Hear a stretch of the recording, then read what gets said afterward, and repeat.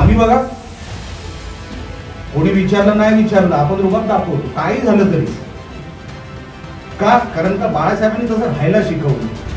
आपण जर नाही असं राहिलो ना, कोणतरी चालेल याला नाही बघितलं याच्याकडे तरी चालेल, ह्याचं काम नाही केलं तरी चालेल. नाही, बाळासाहेबांनी शिवसैनिक म्हणून जी ओळख दिली आहे ना, ती ओळख वापरा. आपल्याला खूप मोठं व्हायचंय, खूप मोठं काम करायचंय.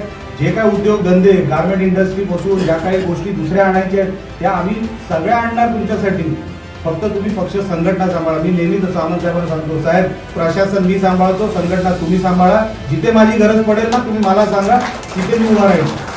आम्ही बघा कोणी विचारलं नाही विचारलं आपण रुबाब दाखवतो काही झालं तरी का, कारण का बाळासाहेबांनी तसं राहायला शिकवलं.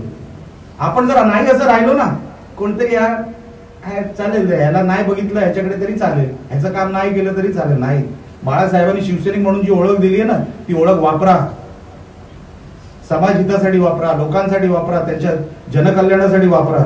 बघा परिवर्तन होणार, बघा लोक स्वतःहून वळणार.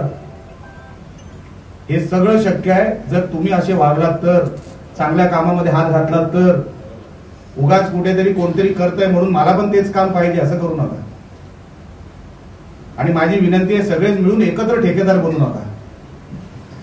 काय दुसरे पण व्यवसाय असतात ना, शोधू ना काहीतरी, चायनीजची गाडी असेल काय असेल आपण शोधू, कुठली तरी फॅक्टरी टाकू. आता सगळ्यांना ठेकेदार बनायचंय. अहो एवढे डोंगर नाही हो खडीवाले, एवढे असं नका करू. आपल्याला खूप मोठं व्हायचंय, खूप मोठं काम करायचंय. जे काय उद्योग धंदे गार्मेंट इंडस्ट्री पासून ज्या काही गोष्टी दुसऱ्या आणायच्या आहेत त्या आम्ही सगळ्या आणणार तुमच्यासाठी.